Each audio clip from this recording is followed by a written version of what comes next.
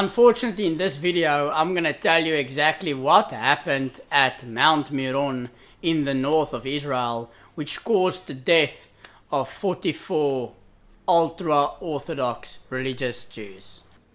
So first, let's have a look at why was there so many Jews, ultra-Orthodox Jews, gathered at Mount Meron in the north of Israel, starting from last night.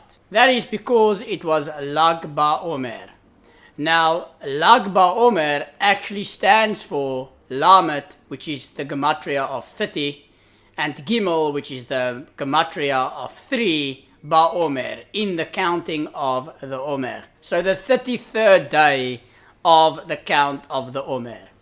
Religious Jews start counting the Omer as we are commanded in the Bible, in the Torah, that we should start counting after Pesach until Shavuot, which is 50 days, until we get to Shavuot. Shavuot is a festival that religious Jews observe where God gave us the Torah, the Bible, or what many people would know as the first 5 books of the Bible. Also, during the Omer count, the first 32 days, Orthodox Jews observe a mourning period because there was a rabbi in the Second Temple period called Rabbi Akiva, who was one of the greatest rabbis that ever lived. And Rabbi Akiva had a lot of students, a lot of followers that was following him.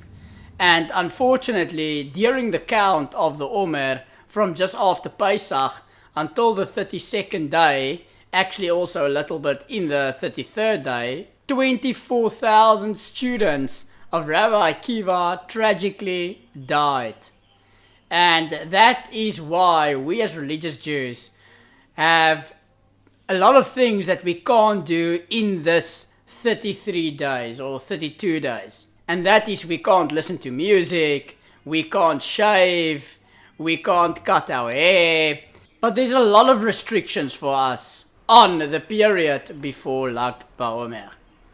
And on Lag Ba Omer, that day, we suspend the morning rituals that we perform. So on that day, traditionally, you can shave like I've done. You can cut your hair like I've done. And you can listen to music. And the mourning period is basically over. We still count the Omer until we get to Shavuot, but the mourning period is over. So why do so many people gather on this day at Mount Meron in the north of Israel? That's because Rabbi Shimon Bar Yochai, who also lived in the Second Temple period, and he was also a student of Rabbi Akiva, this is the day that he passed away, which we call a Yortzeit. A Yortzeit is actually Yiddish, which means the day of his death. And he is buried in Mount Meron, and that is why many people go there, especially Hasidic Jews, the ultra-Orthodox Hasidic Jews, as well as many Sephardim. It's not that common in the Ashkenazi world to visit graves or to pray at a grave, but in the Hasidic world, it's very popular, as well as in the Sephardic world. I also want to make it clear for those that is not Jewish or does not understand the Jewish tradition. Jews that pray at a grave do not pray at the person that was dead. Chas v'shalom, God forbid. They pray to God, but they hope that in the merit of this great sage that died, in that merit, their prayers will be answered. Now, why was Rabbi Shimon Bar Yochai so famous? So, there's a lot of things I can say about Rabbi Shimon Bar Yochai, but I'm trying to keep this video sweet and short. So, basically, he is believed to be the author of the Zohar.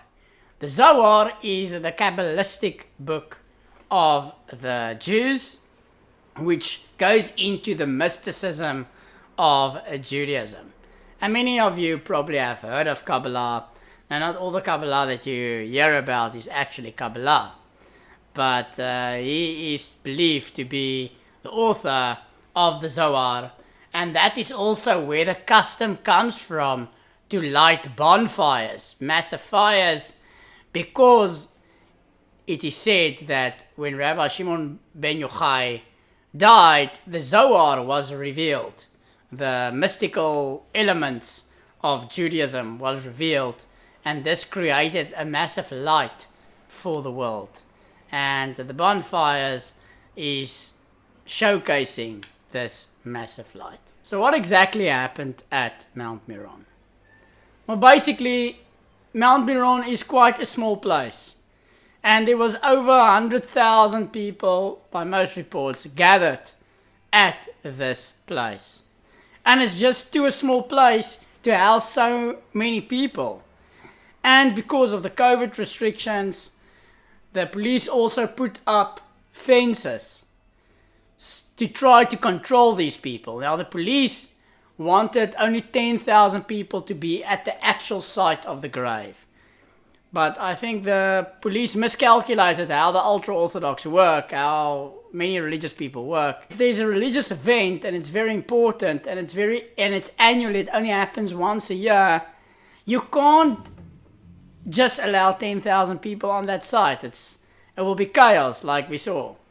Because ultra-Orthodox Jews are extremely religious, and they're Hasidish, so they believe in the mystical parts of Judaism, and they would do whatever they can to get to this grave, or to as close to this grave as humanly possible. And unfortunately, that enthusiasm, as well as the belief that many of them have, that the zchus, the merit of this great tzaddik, Rabbi Shimon Bar Yochai, many of them believe this zchus, this merit of this rabbi, will actually protect them and nothing will happen with them at Mount Meron. Now, this is not the first time that there's been massive crowds at Mount Meron, and we've never seen such a number dead or a stampede at Mount Meron.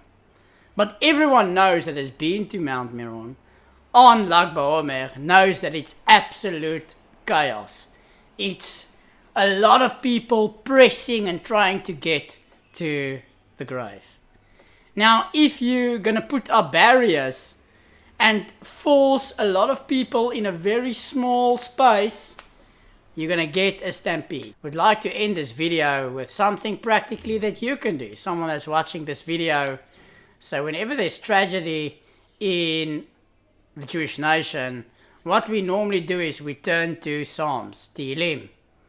And the Psalm that we recite is Tehillim 130. Thanks everyone for reading the Psalm. May you all have a great Shabbos and treasure the loved ones that's around at your table, and may you continue to be blessed in everything that you do. Shabbat Shalom.